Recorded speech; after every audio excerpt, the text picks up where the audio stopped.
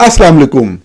आज के इस प्रोग्राम में जिन मौज़ूआत पर बात करूंगा वो बुनियादी तौर पे चंद सवालात हैं जो कि पाकिस्तान में मुख्तलिफ सियासी कारकुन खुसूसन पाकिस्तान तहरीक इंसाफ से मुतल्लिक लोग इस निज़ाम के बारे में पूछते हैं। मैं आपके साथ डिस्कस करूंगा कि जनरल आसिम मुनीर जो पहले नाम निहाद 26वीं फिर उसके बाद 27वीं तरमीम के जरिए पार्लियामेंट पे पूरी तरह हावी होकर चंद तरमीम करवाकर निज़ाम के ऊपर कब्जा कर चुके हैं और उनके जाने का दूर दूर तक कोई इम्कान नजर नहीं आता। तो पहला मौजू हमारा ये होगा जिस पर हम बात करेंगे कि जनरल आसिम मुनीर घर कब जाएंगे, इसकी सूरत क्या है, इस बारे में पीटीआई के लोग क्या सोचते हैं जो उनके सबसे बड़े आप कह लें कि सियासी मुखालिफ हैं, और जो लोग मामलात पे नजर रखते हैं, जो निज़ाम को समझते हैं, वो इस हवाले से क्या कहते हैं कि जनरल आसिम मुनीर घर कब जाएंगे। इसी तरीके से एक बहुत अहम मौजू जिसके ऊपर हम बात करेंगे, साहब है कोई वो आजकल सियासत शुरू की है उन्होंने, और उन्होंने कसम खाकर कहा है कि उनको आईएसआई ने लॉन्च नहीं किया। तो आपसे इस हवाले से बड़ा अहम मौजू होगा, ये भी गुफ्तगू करेंगे कि आईएसआई सियासतदानों को लॉन्च कैसे करती है। क्या इसके लिए कोई सूबेदार हवालदार उनका जो है वो पकड़ के बुला के मीटिंग करके कहता है कि ये करो और ये ना करो, या कोई डिफरेंट चीज होती है। ये बड़ा अहम मौजू। इसी से एक मिलता जुलता मौजू ये भी हम डिस्कस करेंगे कि फौज और आईएसआई अपना तसल्लुत कायम रखने के लिए जो बुलीज होते हैं उनको किस तरह से इस्तेमाल करती है। पहले सोशल मीडिया के दौर के पहले कैसे करती थी, अब सोशल मीडिया के दौर में कैसे इस्तेमाल करती है। इसी तरीके से एक आखिरी मौजू ये भी मुख्तलिफ सवालात के हवाले से है और बहुत अहम है कि हमारे यहां एक प्रोग्रेसिव और लिबरल जो क्लास है, जो कि किसी भी सोसाइटी के आगे चलने के लिए प्रोग्रेसिव आइडियाज रखने वाले लोग बहुत जरूरी होते हैं। इनमें बाज लोग जो खवातीन के हकूक की बात करते हैं वो जिस्म फरोशी के मकरूह धंधे को भी डिफेंड करते हुए नजर आते हैं। क्या प्रोग्रेसिव या लिबरल ख्यालात के हामिल होने का मतलब यह है कि आप जिस्म फरोशी के मकरूह धंधे में मुलव्वस खवातीन का भी दफा करना शुरू कर दें? क्या यह दुरुस्त अमल है? क्या यह दुरुस्त है आइडियोलॉजिकली? इसके ऊपर हम अहम हकाइक आपके साथ शेयर करेंगे। लेकिन अपने पहले मौजू से गुफ्तगू, जनरल आसिम मुनीर कब तक जो है वो बरकरार रहेंगे बतौर पाकिस्तान के आर्मी चीफ या पाकिस्तान के अनडिक्लेयर्ड रूलर? कब उनसे पाकिस्तानियों की जान छूटेगी? In the words being used by the PTI बहुत सख्त अल्फाज का इस्तेमाल किया जा रहा है पाकिस्तान तहरीक इंसाफ के सोशल मीडिया की तरफ से, जिसके ऊपर जो आर्मी पे तनकीद करने वाले लोग हैं उनको तो कोई प्रॉब्लम नहीं होगी, लेकिन यकीनी तौर पे लोगों को इस चीज के हवाले से जरूर रिजर्वेशंस हैं कि कहीं सोशल मीडिया फिर से बंद ना हो जाए, कि अगर कहीं से कोई आवाज़ जो है वो सुनाई देती है, कोई एहतजाज रिकॉर्ड कराया जा सकता है, तो वो ही बंद ना हो जाए, क्योंकि सारा कुछ उनके कंट्रोल में है। यकीनी तौर पे तनकीद भी होनी चाहिए, मुज़ाहमत भी होनी चाहिए, लेकिन बड़ी हिकमत अमली से होनी चाहिए। बगैर हिकमत अमली के की गई कुछ चीज़ें जो हैं वो काउंटर प्रोडक्टिव भी होती हैं। खैर, मौजू के ऊपर आते हैं, और मौजू ये है कि आसिम मुनीर कब घर जाएंगे। इस हवाले से एक महफिल में बात हो रही थी और सीनियर सहाफ़ी हैं अनवर इकबाल साहब, उन्होंने एक बड़ी दिलचस्प बात बताई कि जब 1980 की दहाई में ज़ियाउल हक की आमरीत के दौरान जब एमआरडी की तहरीक और उसके बाद मोहतरमा बेनज़ीर भुट्टो पाकिस्तान से बाहर चली गई, बाय द वे उस वक्त मोहतरमा लंदन गई थी, लंदन में वो मुकीम रहीं, वहाँ पे रहाइश पजीर रहीं, और सब ज़ाहिर है वहाँ पे जियालों की यानी कि पीपल्स पार्टी के फॉलोअर्स की भी एक बहुत बड़ी तादाद जो है वहाँ पे होती थी। तो अनवर साहब बताते हैं कि वो जियाले जो है वो रोजाना ये सोच कर सो जाते थे कि सुबह तक जनरल ज़ियाउल हक को कोई ना कोई मार देगा और जान छूट जाएगी, क्योंकि उसके अलावा कोई चारा नजर नहीं आता था। तो जियाले रोजाना सोते थे, ज़ियाउल हक सुबह उठते थे, फिर वो जिंदा होता था। और उन्होंने खैर बताया कि अल्टीमेटली फिर बीबी भी जिस तरीके से भी एक मतलब इंटरनेशनल लेवल के ऊपर भी ये वाली चीज़ें,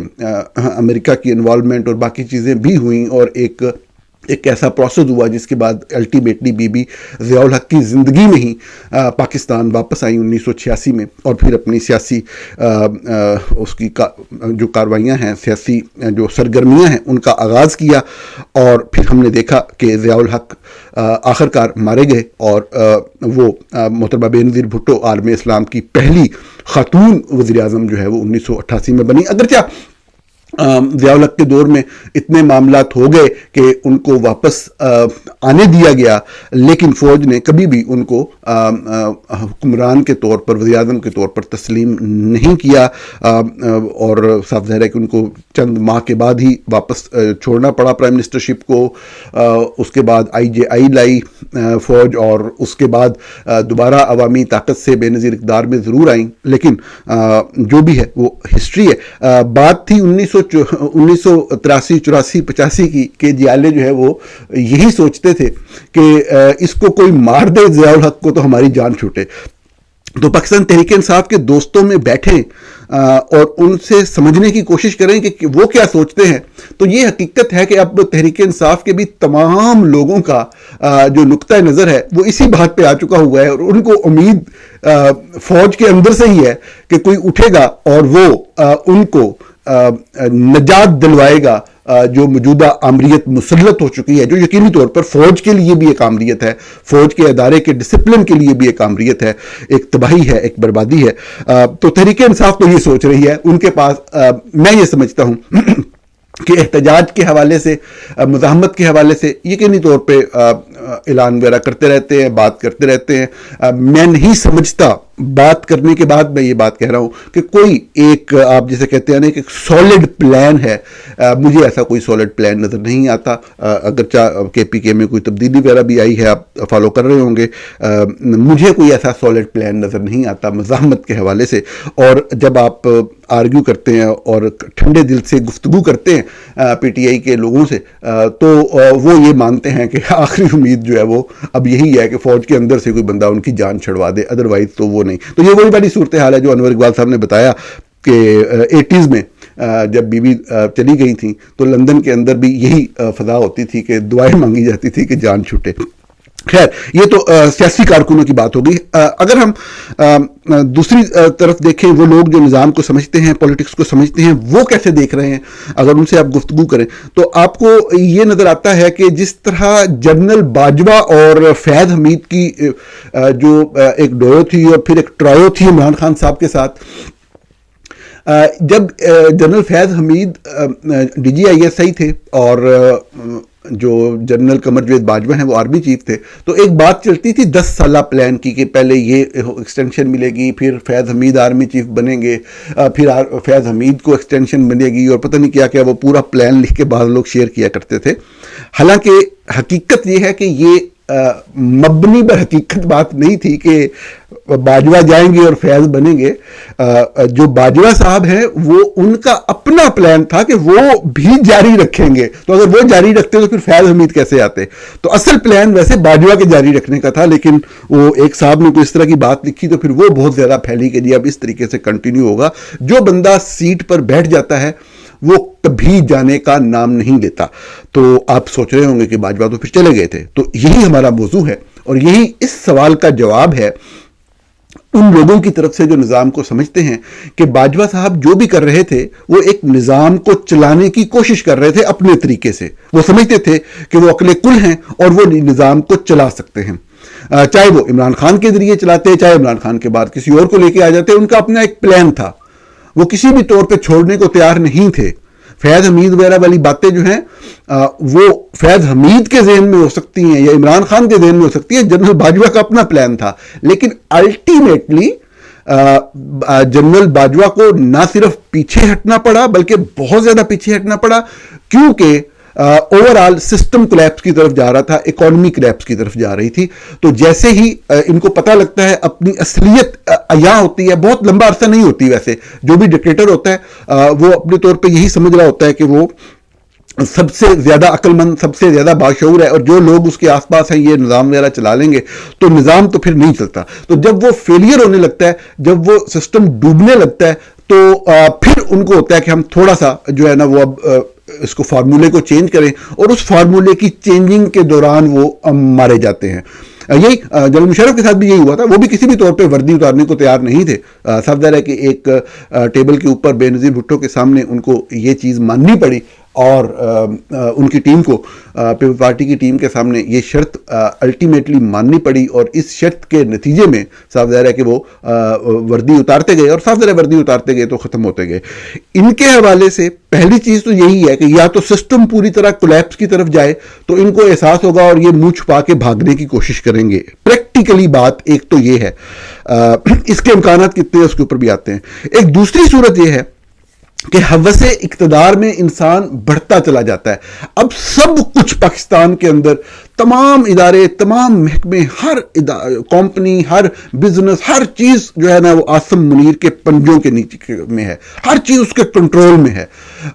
چڑی پر نہیں مار سکتی اس وقت جس طریقے سے عاصم منیر نے اس پورے نظام کو جکڑا ہوا ہے۔ لیکن ہو سکتا ہے ایک دن آس پاس بیٹھا ہوا کوئی بندہ ان کے دل میں یہ خواہش ڈالے کہ جی آپ ایک پولیٹیکل آفس بھی لے لیں، آپ لینا چاہیں تو 1 منٹ لگے گا، آپ لیں۔ تو اگر وہ اس طرف جاتے ہیں تو وہ بھی ایک امکان، پولیٹیکل آفس میں جیسے ہی بندہ انٹر ہوتا ہے تو صاف ظاہر ہے کہ اس کا وہ جو ایک چاہے وردی پہنے رکھے بندہ، ایک جو پولیٹیکل، ایک جو دوسرا وہ پاور والا معاملہ ہوتا ہے وہ تھوڑا سا ویک ہوتا ہے، کمزور ہوتا ہے۔ تو یہ ہے وہ صورتحال کہ پی ٹی آئی کے لوگ کیا سوچ رہے ہیں عاصم منیر کے جانے کے بارے میں، کہ ان کو صرف فوج سے امید ہے کہ فوج کے اندر سے کوئی شخص اٹھے گا اور وہ ان کو نجات دلائے گا۔ اور دوسری چیز جو لوگ نظام کو سمجھتے ہیں وہ یہی سمجھتے ہیں کہ یہ سسٹم جو ہے وہ کولیپس کرے، مکمل طور پہ ناکام ہو تو شاید کسی کو احساس ہو، ادروائز نہیں۔ لیکن سسٹم کے کولیپس ہونے کے حوالے سے اگر آپ دیکھیں کس کس شعبے میں کیا کیا چیز ہو رہی ہے، ہر چیز تباہی اور بربادی کی طرف جا ضرور رہی ہے، کہیں پہ بھی آپ کو کوئی انڈیکیٹر نظر نہیں آتا۔ جو صورتحال ہے وہ آئی ایم ایف کی لیٹسٹ رپورٹ میں آپ کے سامنے ہے۔ ایس آئی ایف سی کے بارے میں جو باتیں لکھی گئی ہیں، جس طریقے سے اس ادارے کو ایک امیونٹی دے کر ہر حوالے سے مکمل کنٹرول دے دیا گیا ہے بہت سارے شعبوں کا، جو اسٹیٹ نے، ریاست نے ڈیکڈز میں ایسٹس بنائے تھے، جو سب سے قیمتی ایسٹس سے جہاں سے کوئی پیسہ آ رہا تھا وہ سارے اس کے کنٹرول میں دے دیے۔ لیکن ہمیں جو نتیجہ نظر آتا ہے اس کا، وہ شہباز رانا صاحب کی آپ رپورٹنگ پڑھ لیں پچھلے چند دنوں کی، کہ کیا صورتحال ہے اکانومی کی، فورن انویسٹمنٹ کی کس طرف جا رہی ہے۔ لیکن میں یہ سمجھتا ہوں کہ جو پاکستان کی ریاست کے چند لوگوں کا ایک دلال کا کردار ہے علاقے کے اندر سپر پاورز کے لیے، اس کی وجہ سے انجیکٹ ہوتا رہیں گے فنڈز۔ جب بھی یہ کولیپس کرنے لگیں گے تو یہ نظام چلتا ہی رہے گا انٹل انلیس کوئی بڑی انہونی نہ ہو جائے۔ تو یعنی بات کو کنکلوڈ یوں کیا جا سکتا ہے کہ جو پی ٹی آئی سوچتی ہے وہ اپنی جگہ پہ کہ کیسے خاتمہ ہوگا، لیکن جو نظام کو سمجھنے والے لوگ ہیں وہ یہ سمجھتے ہیں کہ جب یہ خود سے سسٹم جو ہے جو چل رہا ہے یہ کولیپس کی طرف جائے گا تو پھر وہ نکلیں گے، اور اس کے امکان چونکہ ایک سپورٹ حاصل ہے، وہ جو ایک رول پلے کر سکتا ہے پاکستان، اس کی وجہ سے تو وہ بھی مشکل نظر آتے ہیں۔ یعنی اوورآل ایک آپ کہہ لیں کہ ایک بلیک پکچر ہے، ایک آپ کو مستقبل کے اندر سیاہی ہی سیاہی نظر آتی ہے، اندھیرا ہی اندھیرا نظر آتا ہے، روشنی کے امکانات بہت کم ہیں۔ زمینی حقائق کو مد نظر رکھتے ہوئے تو یہی تجزیہ بنتا ہے۔ ایک صاحب وہ کوئی سیاست میں آنے کی بات کر رہے ہیں، سیاست میں آنا ہر کسی کا حق ہوتا ہے، میں سمجھتا ہوں کہ کسی کو بھی اس حوالے سے ڈسکریج نہیں کرنا چاہیے، بالکل یہ کلیئر بات ہے۔ اور اگر کوئی کسی ادارے کی کہنے پہ آ رہا ہے تو میرا نہیں خیال کہ آپ کو کسی کے اوپر بھی کسی بھی حوالے سے اعتراض کرنے کا حق حاصل ہے، جب تک وہ خود سے کہے نہ، یا اس کی کوئی پالیسی یا کہی ہوئی بات اس شخص کی جس کو بارے میں آپ سمجھ رہے ہیں کہ پیچھے فوج ہے یا آئی ایس آئی ہے، جب تک وہ ان کے پلان یا ایجنڈے کی ان لائن ود دیٹ کوئی بات نہ کرے، تب ان کا تو ایجنڈا اور پلان تو اگر کوئی ہو بھی صحیح تو وہ صرف دفاعی نوعیت کا ہونا چاہیے نا۔ لیکن افسوس ہے کہ پاکستان میں پولیٹیکل ایجنڈاز بھی ہوتے ہیں ان کے، تو وہ جو پولیٹیکل ایجنڈا کی لائن میں بات کرے پھر تو آپ اعتراض کر سکتے ہیں، ادروائز میں سمجھتا ہوں اخلاقی طور پہ یہ بہت غلط بات ہے کہ کوئی بھی شخص سیاست میں آنا چاہے اس کی حوصلہ افزائی ہونی چاہیے، حوصلہ شکنی نہیں ہونی چاہیے۔ لیکن میرا موضوع مختلف ہے۔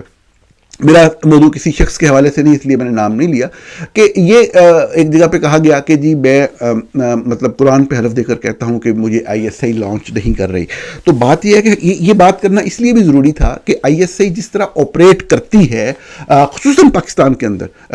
دیگر انٹیلیجنس ایجنسی اس طریقے سے آپریٹ نہیں کرتی. پاکستان میں آئی ایس آئی کے آپریٹ کرنے کا ایک بہت ہی یونیک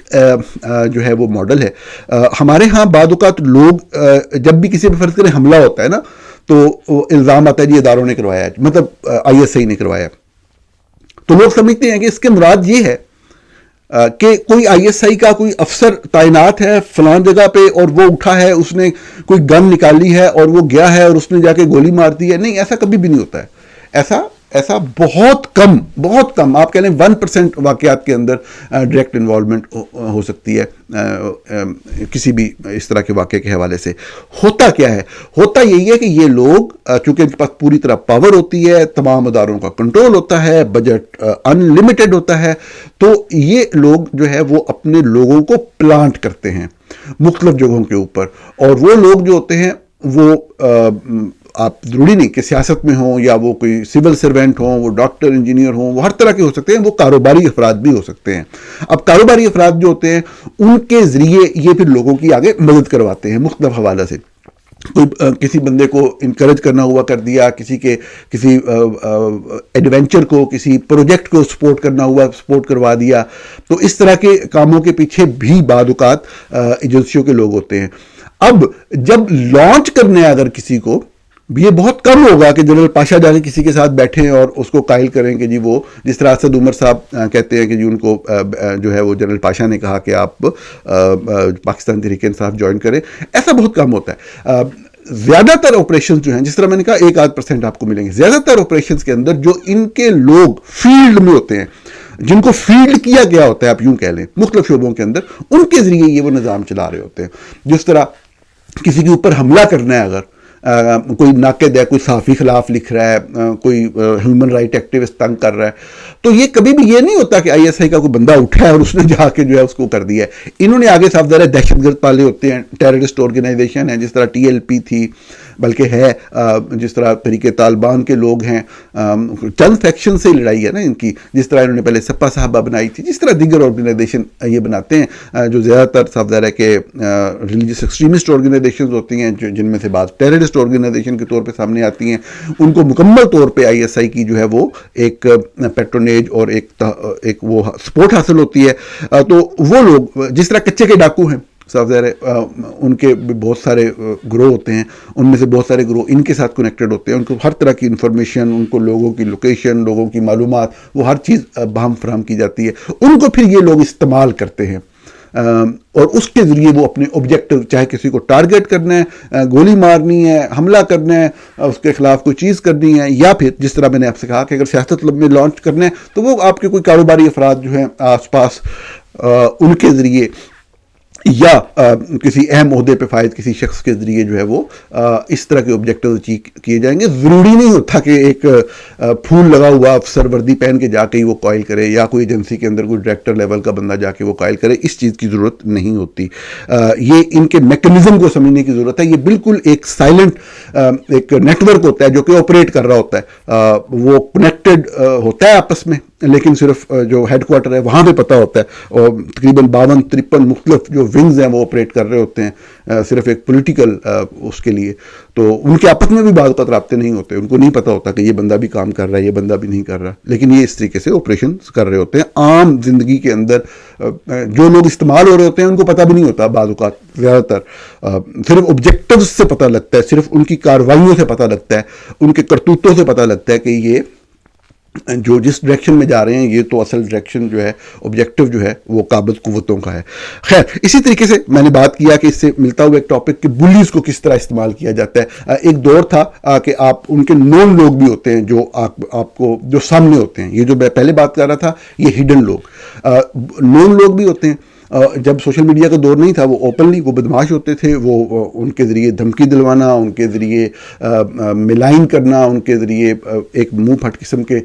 دھمکیاں والا ایک وہ لہجہ اپنانا، یہ ہوتا تھا. جب کا سوشل میڈیا آیا تو اب اس کے اندر جو ہے وہ آپ کہہ لیں کہ جسے ٹرولنگ کہتے ہیں، ٹرول جو ہے وہ رکھے ہوتے ہیں. اب وہ جو ٹرول ہوتے ہیں وہ اٹینشن سیک کیسے کرتے ہیں؟ اٹینشن سیک کرنے کا بہترین اور پہلا طریقہ یہ ہوتا ہے کہ وہ فوج کو گالی دیتے ہیں، فوج کو غلط کہتے ہیں، آئی ایس آئی کو غلط کہتے ہیں. یہ ان کا طریقہ کار ہوتا ہے اٹینشن گریب کرنے کا، مجمع لگانے کا. جب مجمع لگ جاتا ہے تو پھر وہ چن کے جو ہے وہ جو بھی فوج کے مخالف لوگ وائسز ہوتی ہیں ان کو ٹارگٹ کرتے ہیں. یہ لوگ خود فوج کو کبھی بھی اسٹریٹجیکلی پالیسی کے پوائنٹ کے اوپر غلط نہیں کہیں گے، یہ گندی گالیاں نکالیں گے، یہ ان کی پہچان ہوتی ہے. لیکن جہاں پہ اسٹریٹجک مفاد آئے گا فوج کا اور آئی ایس آئی کا، وہاں پہ وہ جو بھی شخص اس کو ہٹ کر رہا ہوگا یہ اس کو ٹارگٹ کریں گے. اور یہ ایک لمبی ہسٹری ہے. یہ سب سے اہم نقطہ یہ سننے اور سمجھنے کا ہے کہ فوج کی ہمیشہ سے یہ ہسٹری رہی ہے، right from the era of general Ayub Khan. یہی ہے کہ مجھے زیادہ نہیں پتا، لیکن ضیاء کے دور کے اندر بھی یہ اپنایا گیا اور مشرف کے دور کے اندر تو بہت زیادہ اپنایا گیا. کیا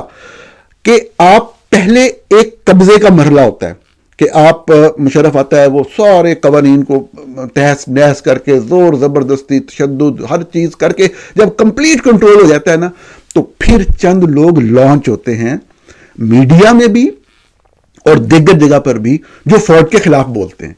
یہ اگر آپ غور سے سن رہے ہیں تو یہ وینٹ کرنا ہوتا ہے. یہ جو کہ لوگوں کے اندر جو اب غصہ بھر چکا ہے اب اس کو نکالا جائے، تو لوگ تو ڈرے ہوئے ہیں، وہ تو کوئی ضرورت ہی نہیں کرتا اس وقت جب سارا کنٹرول اور قبضہ مکمل ہو چکا ہوتا ہے. یہ خیال کریے گا، یہ الرٹ رہیے گا. ابھی چند لوگ آئیں گے کیونکہ اب قبضہ کنٹرول مکمل ہو گیا ہے. اب چند لوگوں کو کہا جائے گا اب آپ جائیں، آپ بولیں. آپ کو لگے گا کہ یہی صحافی جنہوں نے پورے قبضے کے عمل میں قبضے کو مکمل کروایا ہے، اب یہ فوج میں تھوڑی تھوڑی تنقید کر رہے ہیں، تھوڑی تھوڑی نہیں، وہ وہی اسی پروسیس کا حصہ ہوگا جو وینٹ فوج خود سے کرتی ہے نا. تو اس کا یہ طریقہ کار ہوتا ہے. جب قبضے ہو رہا ہوتا ہے اس کو پوری طرح وہ جسٹیفائی کرتے ہیں. تو ابھی آپ کو بہت سارے لوگ نظر آئیں گے، لیکن جو بولیز ہوتے ہیں اس کو اب جس طرح میری فیملی روزانہ کی بنیاد کے اوپر کوئی نہ کوئی ایکشن پاکستان میں مقیم میری فیملی کے خلاف لیا جاتا ہے، اور جیسے ہی ایکشن لیا جاتا ہے یہ جو بلیز بیٹھے ہوئے ہیں سوشل میڈیا کے اوپر، اسی لمحے بالکل کوآرڈینیشن کے ساتھ وہ اٹیک کرتے ہیں. آپ کو یاد ہوگا میں نے آصم منیر کے اوپر سٹوری کی چند ماہ پہلے، تو جس لمحے جو فوج نے ناک کیا میرے گھر کے اوپر اسی لمحے سوشل میڈیا کیمپین بھی لانچ کی گئی. ابھی 2 دن پہلے بھی فوج نے نیا ایک اٹیک میری فیملی کو ٹارگٹ کیا ایک حوالے سے. اسی وقت وہ صاحب ذرا لاہور کے اندر بھی اور ادھر مطلب پاکستان سے باہر بیٹھے ہوئے لوگ بھی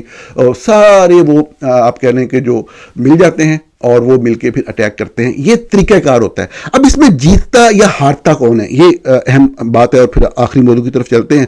اس میں جو لوگ فیس کر رہے ہوتے ہیں وہ الٹیمیٹلی ہارتے ہیں. اس کی وجہ یہ ہے کہ آپ ہیومن بینگ ہوتے ہیں، آپ انسان ہیں، آپ کی لائف ہے، آپ کا ایک ہیلتھ ہے، آپ کی یہ ساری زندگی کے معاملات ہیں. جو فوج ہے وہ آپ کہہ لیں کہ ایک اس طریقے سے منظم ایک گروہ ہے کہ جس کے پیچھے پوری ریاست کی طاقت بھی ہے، بجٹ بھی ہے، پیسہ بھی ہے، پلاننگ بھی ہے، اور وہاں پہ شفٹوں میں کام ہو رہا ہے. وہ 8 گھنٹے بعد نیا افسر آ کے بیٹھ جاتا ہے، ایجنڈا اس کا وہی ہوتا ہے، وہ چلتا رہے گا. وہ افسر 1 2 3 5 10 ریٹائر ہو جائیں گے وہ، لیکن وہ جو قبضہ والی ایک پالیسی ہے جو ایسٹ انڈیا کمپنی کے دور سے چلتی چلی آ رہی ہے وہ موجود رہے گی. تو الٹیمیٹلی صاف ظاہر ہے کہ جب تک وہ ایک تحریک نہ بنے تو ہوتا کیا ہے کہ جو انڈیویجول فیس کر رہے ہوتے ہیں وہ الٹیمیٹلی صاف ظاہر ہے کہ وہ شکست کھا جاتے ہیں، وہ بیمار ہو جاتے ہیں، وہ چھوڑ جاتے ہیں. لیکن بہرحال یہ بڑی کوشش یہی ہوتی ہے اور ہونی چاہیے کہ جتنی آپ ایک سچ کے لیے آواز اٹھا سکیں وہ اٹھائیں. اور اس طرح کی جو فوج کی کارروائیاں ہیں اس سے مطلب ہے کہ آپ جتنا آپ اس کا ایک مقابلہ کر سکتے ہیں وہ ضرور کریں. آخری موضوع کی طرف چلتے ہیں اور یہ بہت اہم موضوع اس حوالے سے کہ یہ عموماً میں نے دیکھا، جیسا میں ابھی بات کر رہا تھا حملے کی، کہ جب وہ اٹیک میرے پہ لانچ کروایا گیا اس سال بلاسفیمی والی سٹوریز کے دوران، تو آپ نے دیکھا ہوگا فیکٹ فوکس کی ٹیم ممبرز کو بھی شدید ہراساں کیا گیا، انبلیویبل طریقے سے۔ پاکستان کی پوری تاریخ میں مثال نہیں ملتی جس طرح وومن جرنلسٹ کو جو ہے کیمپین چلائی گئی اور وہ کیا گیا۔ خیر وہ ایک ڈیفرنٹ معاملہ ہے، اس پہ ابھی میں بات نہیں کر رہا، اس پہ بعد میں بات کریں گے۔ لیکن مجھے جب اٹیک کیا گیا تو سب سے پہلے میری والدہ پہ اٹیک کیا گیا، میری ماں کو ٹارگٹ کیا گیا باقاعدہ۔ اب کیا ہوا کہ میں اور تو کچھ نہیں کر سکتا تھا، میں نے یہ فیصلہ کیا کہ ان لوگوں کو اب اس طرح سے کرنا ہے کہ جو شخص بھی ایسے غلیظ لوگوں کے ساتھ بیٹھے اس کو کال آؤٹ کرنا ہے۔ تو ایک دن میں نے دیکھا کہ وہ صاحب جو مسلسل میری والدہ کے حوالے سے گندی گالیاں لکھ رہے تھے، گالیاں الزامات لگا رہے تھے اور سارا کچھ، اور جھوٹ بول رہے تھے۔ مجھے حیران ہوتے ہیں چند ایسے لوگ، ایک خاتون ہیں وہ لندن میں بھی ہوتی تھیں، لاہور میں بھی رہی، میرے گھر آئی ہوئی ہیں، میری والدہ سے ملی ہوئی ہیں، انہوں نے بھی مطلب میں ان کو بڑی بہن سمجھتا تھا اپنی، انہوں نے بھی میرے خلاف جو چیز کمپین چلی اس کو پروموٹ کیا۔ میں بڑا حیران ہوا، میں نے ہمیشہ ان کو بڑی عزت دی، میرے گھر جب وہ آئیں میری والدہ نے ان کو بڑی عزت دی، لیکن بہرحال ہر طرح کے لوگ ہوتے ہیں۔ تو جب اٹیک کیا گیا میرے اوپر تو میں نے وہ دیکھا کہ اس کو اب جو بھی لوگ دوبارہ رابطے میں نظر آئیں گے نا ان کو کال آؤٹ کرنا ہے۔ تو میں نے دیکھا کہ کوئی ایک سپیس ہو رہی ہے کسی پولیٹیکل موضوع کے اوپر، تو اس میں وہ صاحب جو گالیاں نکال رہے ہیں میری والدہ کو وہ بیٹھے ہوئے ہیں، تو میں نے کال آؤٹ کیا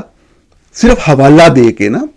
کہ یہ غلط بات ہے، اس طرح کے لوگوں کو نہیں بٹھانا چاہیے۔ تو وہ جو خاتون اس سپیس کو ہوسٹ کر رہی تھی وہ بعد میں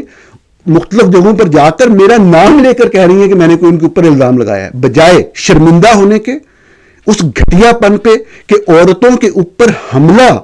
کرنے والے شخص کو آپ پروموٹ کر رہے ہیں صرف اس لیے کہ ہم نے ایک خبر کی ہے، فیکٹ فوکس نے جرنلزم کی ہے، میرے گھر کی خواتین کے اوپر اٹیک کیا جائے، میری والدہ کو گالی نکالی جائے اور میں خاموش رہا۔ میں بڑا لمبا عرصہ خاموش رہا۔ وہ تو مجھے لوگوں نے بتایا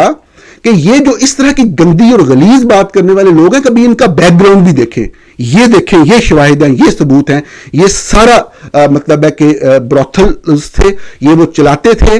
اور صرف وہاں پہ اس ماحول میں رہنے کی وجہ سے ان کے اندر یہ والی سوچ آتی ہے کہ یہ ایک عورت اور ایک مرد کا اس کے علاوہ کوئی معاملہ دیکھ ہی نہیں سکتے۔ خیر میں نے وہ سارے شواہد دیکھے، مجھے کچھ چیزوں کا پہلے بھی بتایا گیا تھا، تو میں نے وہ پھر جو فیکچول رپورٹنگ ہے وہ سٹارٹ کی۔ میں حیران ہوتا ہوں اس حوالے سے کہ کتنا افسوسناک ہے یہ صورتحال کہ ہمارے لوگ لبرلزم کے نام کے اوپر، پروگریسو آئیڈیاز کے نام کے اوپر ان خواتین کو ڈیفینڈ کرتے ہیں جو اس طرح کے جسم فروشی کے کاروبار میں ملوث ہوتی ہیں۔ مطلب وہ جو کم عمر بچیوں کے جسم بیچ رہی ہیں عورتیں، وہ کم عمر بچیاں عورت نہیں ہیں، ان کے ساتھ ظلم نہیں ہو رہا؟ اگر کوئی ان کے لیے آواز اٹھا رہا ہے، بجائے اس کی آواز میں آواز ملانے کے ان جسم فروشی کے دھندے میں ملوث لوگوں کے لیے آواز اٹھانا یا کہنا کہ یہ بات نہیں کرنی چاہیے، عورت کے خلاف بات نہیں کرنی چاہیے، جو مجرم ہیں ان کے خلاف تو بات ہوگی نا۔ امریکہ کے اندر پراسٹیٹیوشن بدترین جرم سمجھا جاتا ہے، بدترین جرم، اور اگر کبھی اس طرح کی چیز مل جائے تو نشان عبرت بنا دیا جاتا ہے۔ پاکستان میں موجود تو شاید جو اسلام کرتے ہیں دن رات، ان میں سے میجورٹی آف دا پیپل کو تو یہی نہیں پتا ہوگا کہ پاکستان کے اندر بعض علاقوں میں ایک خاص وقت تک باقاعدہ بروتھلز کے لیے پرمیشن دی جاتی تھی ڈی سی آفس سے۔ بہت سارے لوگ یہ حقیقت بھی نہیں جانتے اور اسلام کی باتیں کرتے ہیں۔ بدترین جرم ہے ہیومینٹی کے خلاف، اور تمام وائسز کو اس کے اوپر اکٹھا ہونا چاہیے، خصوصاً جو ہماری فیمنسٹ وائسز ہیں جو زبردست کام کر رہی ہیں اور جو ہماری عورت کے اندر شعور بیدار کرنے کے حوالے سے ایک بنیادی رول، اس کو اپنے حق کے لیے کھڑا کرنے کے، اس کو آزادی دلوانے کے لیے، اس کو ایک معاشی طور پہ انڈیپینڈنٹ بنانے کے لیے جو ایک سٹرگل کر رہی ہیں پاکستان میں وہ لوگ، چاہے وہ مرد ہوں چاہے خواتین ہوں، جو فیمنزم پہ بلیو کرتے ہیں، وہ بہت ہی قابل ستائش ہیں۔ لیکن اس حوالے سے بالکل ان لوگوں کو ایلینیٹ، ان کو علیحدہ آئسولیٹ کرنا چاہیے، ان کے خلاف جو قانونی کارروائی ہے اس کے لیے حکومت کے ہاتھ مضبوط کرنے چاہیے۔ ناظرین، پروگرام دیکھنے کا بہت شکریہ۔